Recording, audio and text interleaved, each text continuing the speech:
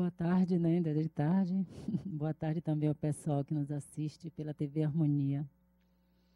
Sempre às sextas-feiras nós estamos falando de cura, de doença, né? Estamos sempre falando da brevidade desse corpo físico que de vez em quando mostra a sua brevidade, né? A sua possibilidade de adoecer, a sua finitude, na verdade. E aí nós sempre estamos refletindo sobre como essas doenças surgem em nossas vidas, o que elas representam e o que nós podemos ou devemos fazer com elas, né? E a gente sabe que nada mais são do que reflexos, né? Reflexos das nossas dificuldades espirituais, das nossas dificuldades emocionais, dos nossos traumas, do nosso processo evolutivo. Então, não é algo que ocorre simplesmente porque o corpo é mortal, mas é algo também que representa o nosso estado de alma e as nossas necessidades espirituais. Mas agora nós somos convidados a pensar, neste momento que nós estamos passando como humanidade, sobre a cura da humanidade. A humanidade que existe em nós e a humanidade que o conjunto de nós, espíritos encarnados na Terra, representamos. Porque da mesma forma que temos os nossos desequilíbrios que levam às doenças no corpo físico, enquanto humanidade, também temos dificuldades que se materializam de alguma forma e constroem a nossa realidade, muitas vezes distante da amorosidade que nós pretendíamos, distante da beleza, da alegria e da paz que nós desejávamos. Essa doença, vamos dizer assim, da nossa humanidade, ela representa também o processo evolutivo. Na medida em que reencarnamos diversas vezes, nós vamos nos depurando, também vamos aprendendo, vamos crescendo como espíritos, vamos cada vez mais compreendendo que somos a nossa finalidade como espíritos encarnados. E na medida em que nós vamos cada vez mais nos apropriando das nossas qualidades espirituais, de alguma forma as nossas dificuldades se tornam um tanto quanto complexas, porque elas precisam mais do que nunca de uma atitude nossa. Então a cura da nossa humanidade neste momento parece ser algo urgente. Urgente porque estamos cansados de assistir às violências, de assistir à maldade, de perceber a ignorância ou a miséria. Estamos começando a ficar esgotados já, de não poder usufruir de uma sociedade em que a paz e a tranquilidade tenham privilégio. Sabemos que estamos também no momento de transição, que habitamos hoje um planeta de provas e expiações e estamos passando para o planeta de regeneração, que nada mais é do que a nova qualidade mental, um novo nível de vibração. O planeta de regeneração é composto por espíritos que não são perfeitos ainda. Não é que eles não tenham mais nenhuma dificuldade. É basicamente que eles se decidiram pelo bem. Eles se decidiram a amar o bem. Isso é uma mudança na estrutura psíquica da humanidade. Isso é uma mudança na nossa forma de ver a vida e de ver o mundo, escolher o bem. Então, a cura dessa humanidade, da nossa humanidade interna e da humanidade que nós representamos, passa exatamente por essa determinação de escolher o bem. Impressionados diante do mal e da violência, nós terminamos revidando com mais violência. Mesmo que essa violência não seja tão primitiva quanto aquela que foi proposta, mas ainda assim, quando queremos revidar, quando queremos devolver a forma da violência, nós estamos, de alguma forma, vibrando ainda no mesmo nível que nós não desejamos, porque ainda permanece sendo o nível da violência. Então, nós podemos dizer que tudo isso acontece muito em parte porque nós ainda somos espíritos imperfeitos. Mas também podemos afirmar que o nosso tempo dessa imperfeição provisória já está acabando, que nós precisamos dar um salto qualitativo enquanto humanidade, porque nós já temos muito conhecimento, temos muito desenvolvimento para estar ainda vivendo desta forma que vivemos. Não existe mais condição para uma criatura ou para uma coletividade que já aprende há 2000 anos sobre o amor ao próximo, uma coletividade que se emociona com a dor, que se constrange diante da violência, permanecer no mundo onde o privilégio não é nem da paz, nem da alegria e nem do amor. Nós não ficamos satisfeitos em viver desta forma. Por isso, é importante essa cura da humanidade em nós, para que o planeta de regeneração, que é o trabalho do bem, na paz, sem violência, possa se instalar em nossos corações primeiramente, em nossas práticas cotidianas, para que então ele se torne uma realidade neste nosso planeta, atualmente de provas e expiações. Então nós precisamos buscar esta cura, porque esta é a grande cura. No planeta de regeneração, o nível vibratório já não necessita mais de doenças físicas, de grandes desastres, de grandes tragédias emocionais ou físicas ou naturais.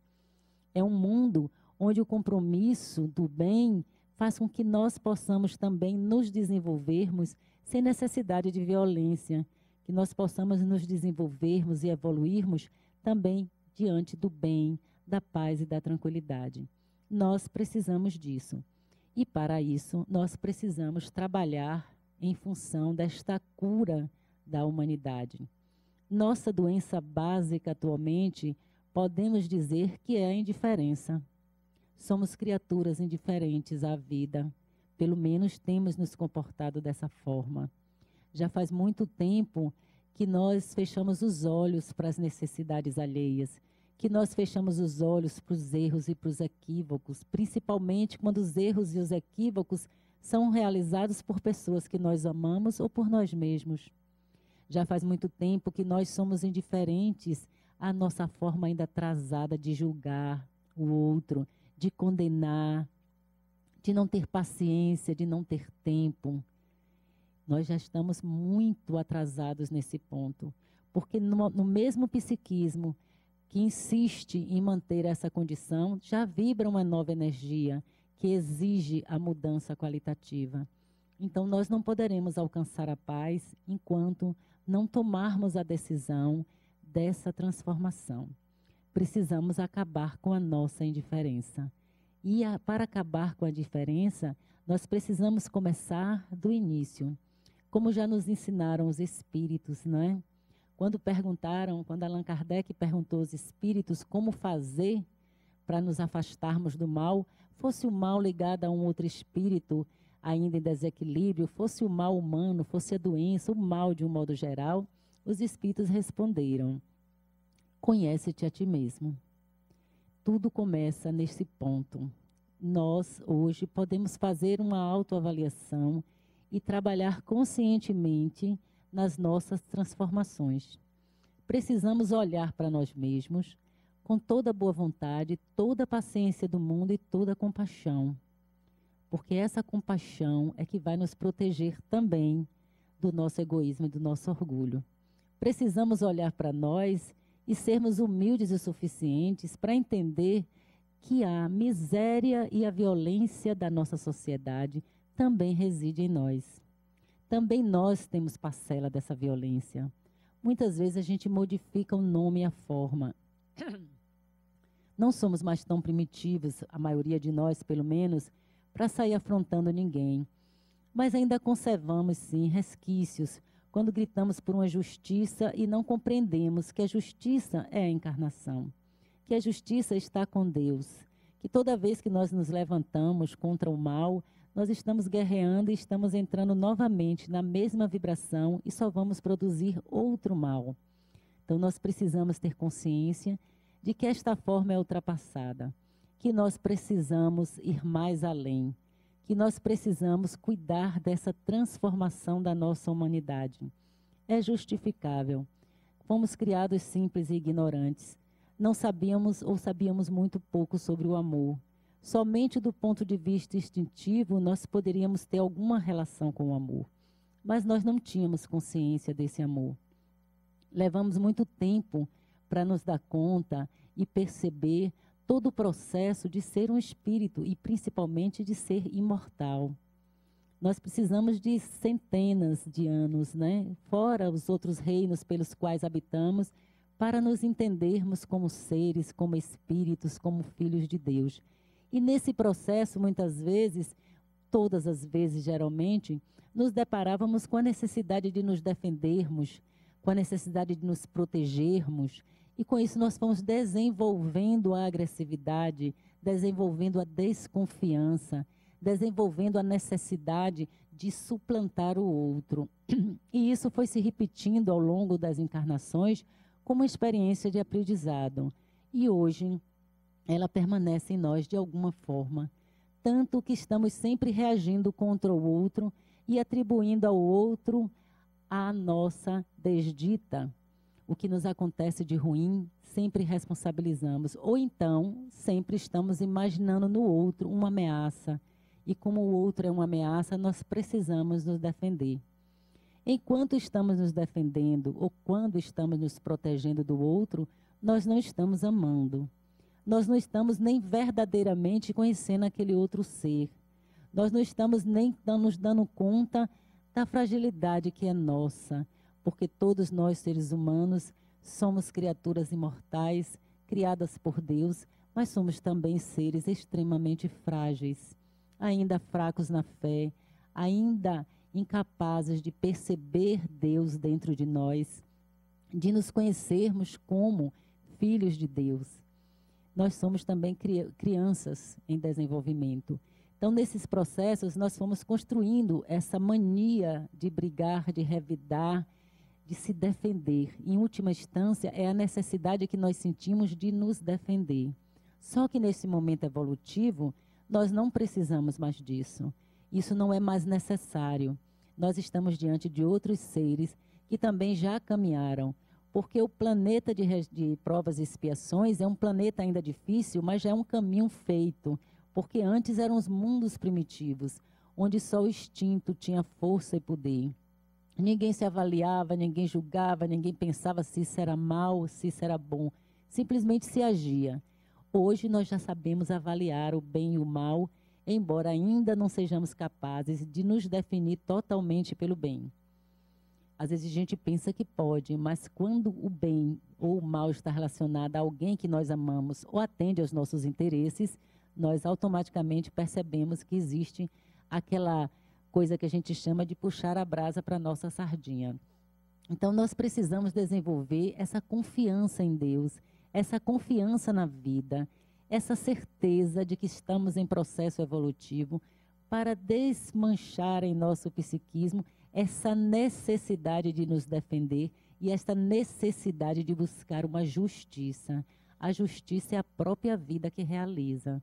Nós não realizamos justiças, porque todas as vezes que nós nos movimentamos para revidar alguma injustiça, nós terminamos cometendo uma nova injustiça. Então, não nos libertamos disso. Precisamos compreender que esse não é o caminho. A gente precisa entregar à vida a justiça e fazer o que devemos fazer e a nossa responsabilidade. Então, precisamos nos conhecer. Precisamos entender que não somos os seres angélicos que queremos imaginar.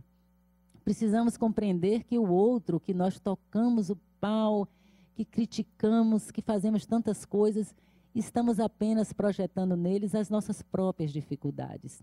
Nós não somos muito melhores. Se estamos neste planeta de provas e expiações, somos todos do mais ou menos do mesmo nível evolutivo, salvo aqueles que vêm em missão. E aí eles são seres bem mais evoluídos, de fato, que estão aqui para nos ajudar. Mas a maioria de nós, se estamos encarnados aqui, temos as mesmas dificuldades. Então, neste momento de transição, é importante que nós nos voltemos para esse conhecimento interior, para que possamos ver os nossos aspectos sombrios, aquelas partes de nós que nós temos dificuldade ainda. Reconhecer que ainda possuímos esses aspectos, mas precisamos também reconhecer a nossa parte divina. Não existe autoconhecimento sem conhecimento da sombra, como também não existe autoconhecimento sem conhecimento da luz. No nosso processo de desenvolvimento, através do conhecimento de si mesmo, nós vamos entrar em contato com os dois aspectos. Primeiro, sempre a gente tem de contato com a sombra, porque é a parte mais difícil. Mas lá depois que a gente coloca para nós mesmos as nossas dificuldades, surge também o momento em que nós vamos descobrir a nossa força interior, a nossa luz, que é capaz de fazer brilhar, que é capaz de sinalizar um caminho na escuridão para muitos. Cada um de nós é capaz de fazer isso. Cada vez que nós nos envolvemos com a vida e nos comprometemos com o bem, porque a indiferença é isso, é essa falta de compromisso com o bem, nós podemos realizar a iluminação de nós mesmos e dos outros. A iluminação pode começar simplesmente com essa decisão interna de fazer luz, simplesmente fazer luz. Precisamos pensar novas formas de agir. O mundo nos chama constantemente para a violência, para a disputa, para uma série de coisas. Às vezes as pessoas até bem mais intencionadas, elas bem intencionadas que diga, elas estão aí procurando a paz, mas desenvolvem esse trabalho pensando numa luta pela paz. Esses processos são processos ainda que mostram que nós precisamos melhorar a nossa visão. Que ainda estamos, mesmo lutando pela paz, estamos em padrões antigos porque estamos lutando. Então nós precisamos mudar a nossa visão. Precisamos encontrar novas formas de fazer luz, de fazer claridade, mais do que nunca. Nós precisamos, como Jesus nos ensinou, mostrar outra face. Porque quando Ele manda que a gente mostre a outra face diante da agressividade, Ele está nos ensinando a mostrar outra forma de reagir à violência, outra forma de reagir ao mal. E que forma seria essa? Não poderia ser praticando o mal, só pode ser praticando o bem. Os espíritos nos contam, através da obra de André Luiz, quanto é difícil, quando o mundo está em ameaça de guerra, encontrar pessoas que tenham pensamentos de tranquilidade, de paz, pessoas que tenham um pensamento de fé e de esperança.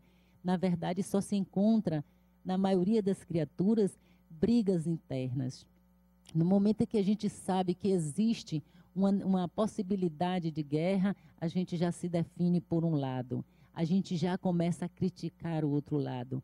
A gente começa a juntar uma opção, uma quantidade enorme de possibilidades e a gente entra em guerra já dentro da nossa própria mente. E, no entanto, é só na nossa mente e através dos nossos pensamentos que nós podemos construir a paz. Mas nossos hábitos antigos nos fazem, na verdade, a construir guerras. Então, se existe aí uma briga, seja ela política, seja ela econômica, seja ela de fato uma guerra, nós não nos comportamos como cristãos. Nós começamos a torcer por alguém que vença, a exacerbar a maldade que está acontecendo. E começamos uma briga interna, uma luta, e daqui a pouco nós estamos nos manifestando em agressividade. Mas nós temos um compromisso. Nós somos o que João chamou de filhos da luz, porque escolhemos o cristianismo e especialmente o espiritismo para vivermos, para construir a nossa visão de mundo e a nossa prática. Então, nós não podemos ter o mesmo comportamento. Nós devemos nos lembrar que somos a confiança de Jesus, que somos a confiança de Deus. Nós precisamos nos responsabilizar por um mundo melhor. Então, nós precisamos, diante dessa insegurança que nós vivemos, se quisermos curar a nossa humanidade medrosa, insegura, sem confiança e sem fé, nós precisamos incentivar em nós mesmos a certeza de que caminhamos para o processo evolutivo. A certeza de que o amor existe, de que a paz é possível, de que a luz pode se fazer a qualquer instante. Porque se nós nos aliarmos à maioria das criaturas, muitas vezes por ignorância e não por maldade, nós terminaremos ajuntando junto a eles as condições inferiores para nosso planeta. Estaremos contribuindo com mais pensamentos negativos, com mais falta de fé, com mais falta de amor, com mais desesperança. Não é isso que se espera dos filhos da luz. Não é isso que se espera daqueles que já conheceram o Cristo Jesus, que conhecem o Evangelho de Jesus. E muito menos aqueles que conhecem o Espiritismo, que nos diz que nós estamos sempre em processo evolutivo, que nós precisamos sempre estar mudando para melhor. E a mudança para melhor neste momento diz respeito diretamente à capacidade que nós teremos de organizar pensamentos de paz e de equilíbrio. Essa é a nossa responsabilidade. Mas não basta, não é verdade? A gente precisa também agir. Nós precisamos colocar em prática formas de vidas mais elevadas. Nós precisamos ser capazes, no nosso lar, explicar e conduzir nossos filhos e nossos parentes para o caminho da luz, para o caminho da paz, para o caminho do amor. Não vai ser com o filho chegando da escola, reclamando do colega e os pais indo na escola brigar, que vai ensinar essa criança um caminho diferente. Precisamos saber que precisamos praticar. Precisamos saber que, se esse é o nosso desejo, precisamos aliar a nossa vontade e persistir. Que o mundo não siga, mas eu, se já escolher, preciso seguir um caminho de paz. E isso não exige de mim nenhuma perfeição, só exige de mim o compromisso com o bem. E é esse compromisso com o bem que nos tira da indiferença. E essa violência toda, essa maldade toda, ela não vai poder continuar existindo, porque longe de sermos seres desinteressados, seremos criaturas que nos importaremos com o outro, nos importaremos com a vida nesse planeta, nos importaremos com a natureza, nos importaremos com tudo que seja importante. Nós precisamos aprender a facilitar a nossa vida e a vida dos outros. Eu me lembro de Divaldo, uma coisa que fala sobre ele, que me tocou muito e que eu acho que é um bom caminho para a gente começar a pensar quando a gente pensa em cuidado com a vida. Olha o que é um ser que já se ocupa com outros seres, que consegue se interessar pelo próximo. Ele, nas viagens que ele faz, uma vez por ano, vivências no hotel, tem sempre gente do hotel para arrumar e tem uma equipe que vai, depois que termina tudo, e olha os quartos para ver se está tudo ok. E sempre eles encontravam o quarto de Divaldo perfeitamente arrumado. E aí uma pessoa foi perguntar a ele: Divaldo, você não sabe que tem as pessoas que trabalham aqui, que ganham para isso? Você não sabe que tem nós que também podemos ajudar em alguma coisa? Você não precisa se preocupar com esse trabalho. Inclusive porque em hotel pago também, né, tem as pessoas para trabalharem. E ele respondeu: não, eu faço questão de não complicar a vida de ninguém. Eu faço questão de passar pela vida das pessoas sem acrescentar mais problemas a elas. Imagine o que é esse pensamento, a força e o poder que tem de alguém que se decide agir assim. Só da gente acordar de manhã e se decidir por não complicar a vida de ninguém, não acrescentar à vida do outro nenhum transtorno além do que ele já tem, nós já estamos fazendo um grande bem. Nós já estamos saindo da nossa indiferença. Nós já estamos olhando para o outro e nos ocupando também do outro, da necessidade do outro. E estamos exercitando o bem. Estamos começando a mudar a nossa estrutura psíquica, porque de repente o outro não é mais aquele de quem eu preciso me defender. E que às vezes neste medo a gente pinta como o ser mais cruel do mundo. A gente começa a imaginar que o outro é aquele a quem eu posso, no mínimo, não criar mais problemas. E melhor ainda, né? Quando eu posso ajudar. Então, essa mudança a gente pode viver no nosso cotidiano e pode ensinar aos nossos filhos. Não é porque a empregada vai lavar no outro dia a casa que a gente pode sujar a casa toda e deixar tudo bagunçado. Se a gente pensar bem, ela não precisa se acabar tanto no trabalho. Se cada um colaborar, sujando o menos possível e até juntando o que puder para ajudar a pessoa, ela vai viver melhor e nós também vamos nos sentirmos melhores, uns com os outros e com a nossa própria vida. Então, são pequenas coisas que, na verdade, elas vão ter uma repercussão enorme na formação das crianças, nas pessoas em torno. Todas essas pessoas que estavam em volta de Divaldo e souberam dessa história, começaram a se preocupar com todo o trabalho que deixariam para as outras pessoas, suas empregadas, os lugares onde estavam, e se perguntavam mesmo para que aumentar o trabalho do outro, somente porque ele ganha para isso? Será que eu não posso facilitar ou pelo menos não complicar? Isso muda o entorno das pessoas, porque a maioria de nós ainda se comporta de forma robotizada. Nós saímos repetindo o que todo mundo fez e que foi ensinado para nós, o que nós fizemos a vida inteira. É difícil para a gente sair dessa roda, dessa repetição constante dos mesmos comportamentos. Não é fácil, por isso nós precisamos refletir, precisamos conhecer a nós mesmos e precisamos apresentar uma solução viável. Não precisa ser para a humanidade inteira. Se for para nós mesmos e para aqueles próximos a nós, já é um grande caminho que a gente fez.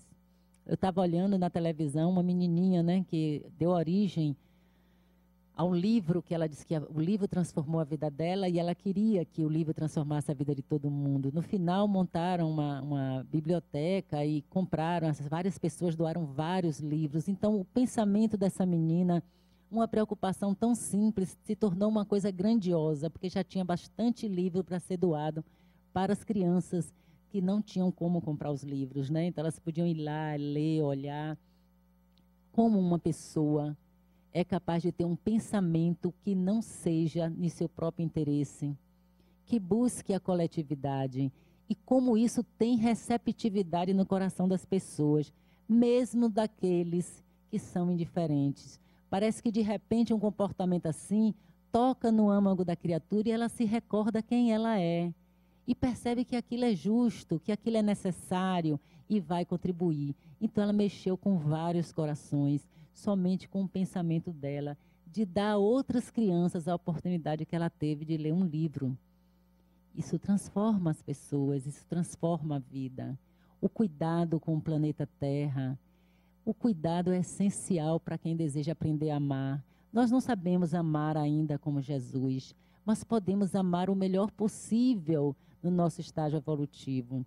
E o cuidado é uma forma importante. Se nós tivermos cuidado, se nós nos ocuparmos de cuidar do nosso planeta, de cuidar dos que amamos, de cuidar dos que não amamos, de cuidar de nós mesmos, nós estaremos avançando muito no processo de aprender a amar, porque o cuidado já é o próprio exercício do amor. Se eu me designo a mim mesma a ter um cuidado com o outro, a ter um cuidado com o espaço, com o ambiente em que eu vivo, eu já estou treinando muito o exercício do amor, porque eu estou correndo e me afastando da indiferença. Se eu saio dessa sala e me ocupo de ver se eu tirei alguma coisa do lugar, se eu chego lá fora e me ocupo de ver se a pessoa que passou por mim está triste, precisa de alguma coisa que eu possa dar, por mais simples que seja.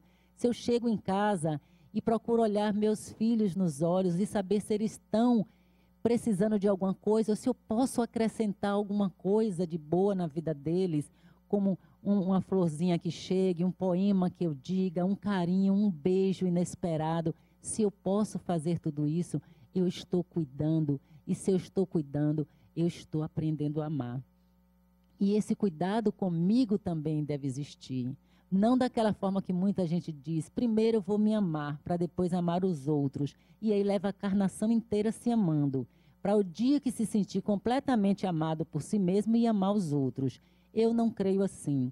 Jesus disse, primeiro mandamento, amai a Deus sobre todas as coisas. O segundo, semelhante ao primeiro, amai o próximo como a vós mesmos.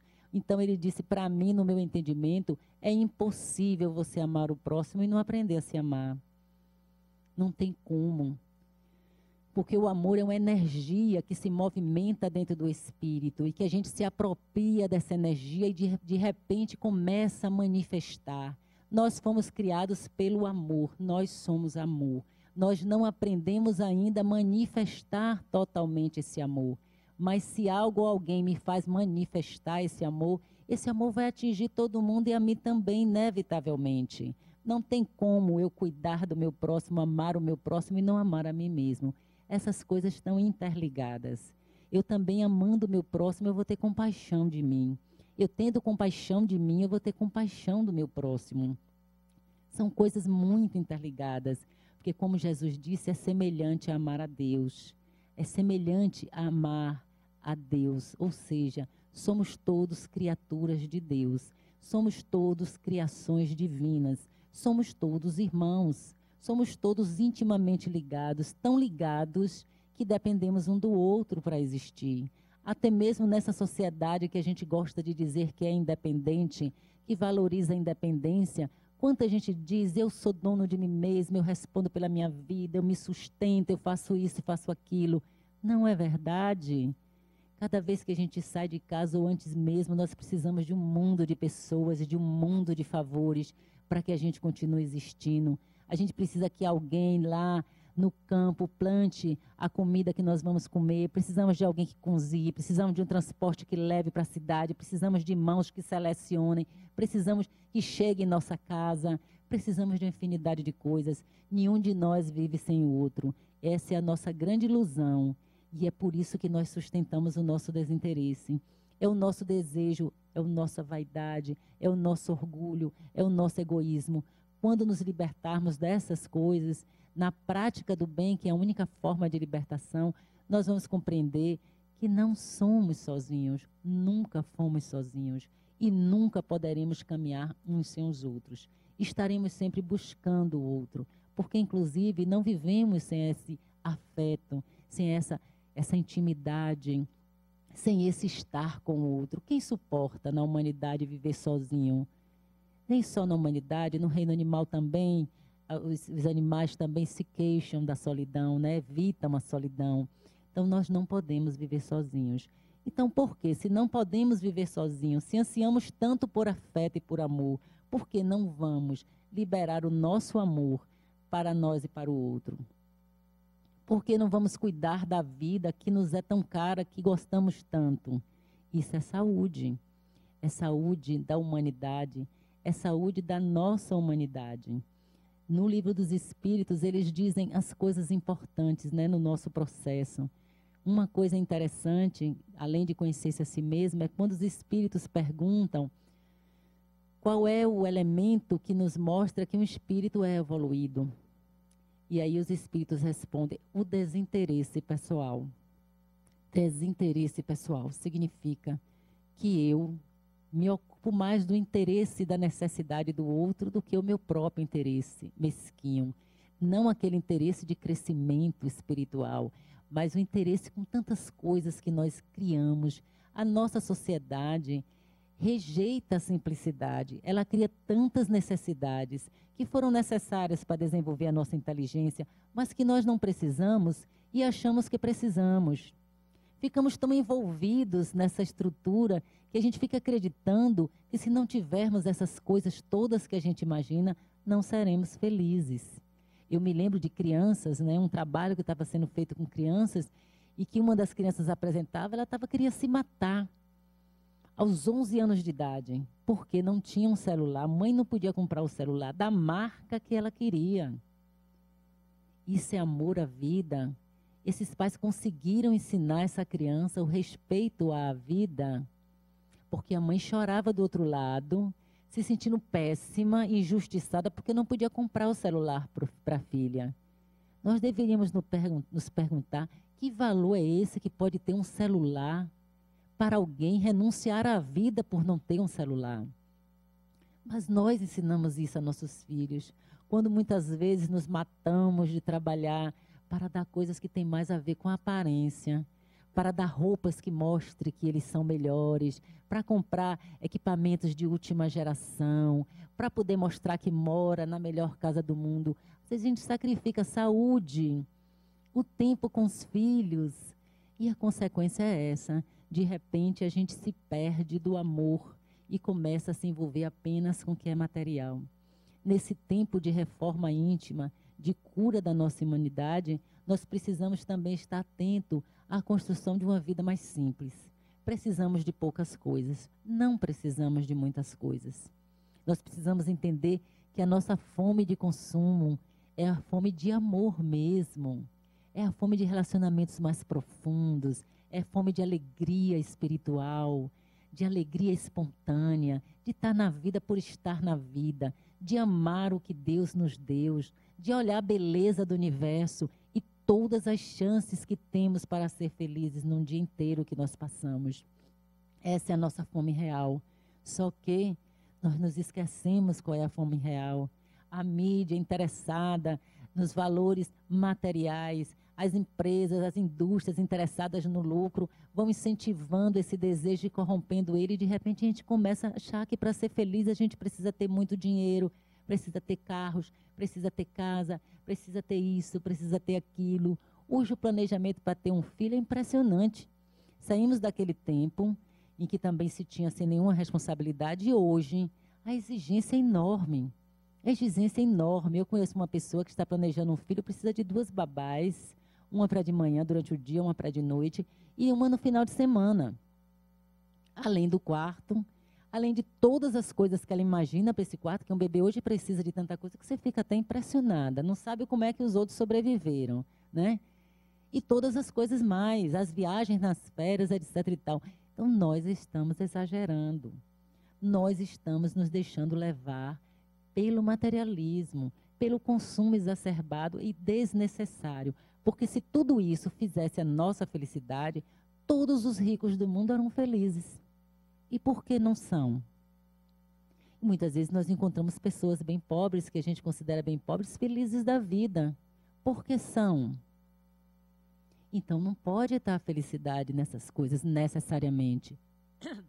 É claro que a fome e a miséria só existem em planetas pouco evoluídos. Mas a vida simples não quer dizer a vida na miséria, mas também não precisa ser a vida com excessos. Então, a gente pode compreender que para alimentar a luz em nós, para sermos os filhos da luz, nós precisamos dar valor ao que tem valor. Nós precisamos buscar o que é essencial, não o que é comum e repetitivo, mas o que é essencial, o que faz parte de nós, aquilo que de fato nos traz as felicidades. Nunca vai ser as coisas materiais. Se nós repararmos, nunca vai ser. Elas são um exercício para a gente chegar na essência, não é a essência. Quando eu estou com o outro e que amo o outro, mais importante do que o valor do presente, o restaurante que eu levei, a roupa que eu vesti, mais importante é o afeto que a gente conseguiu construir, a intimidade. Às vezes os casais se separam rápido, é porque falta intimidade. Ao invés de sentarem e conversarem sobre seus anseios, sobre suas dúvidas, sobre seus desejos grandiosos de paz, de alegria, eles ficam seduzindo apenas um ao outro, ficam enganando um ao outro, ficam querendo parecer um melhor do que o outro, às vezes até para se vender como uma coisa especial ao outro, e perde a oportunidade de um diálogo que leve à intimidade. Porque um casal que constrói uma intimidade afetiva, eles não se separam. Eles estão unidos para todos os momentos, porque eles conseguiram partilhar sentimentos verdadeiros. E às vezes a gente só fica na aparência. A gente só partilha o celular que comprou, o vestido que não sei o quê, a festa que tem que ir. E a gente passa isso para nossos filhos. E a gente passa isso para os nossos familiares. E daqui a pouco a gente está num mundo onde a gente não compreende como é que as coisas aconteceram. Foi a nossa indiferença. Indiferença também com a nossa espiritualidade, que é a nossa necessidade íntima.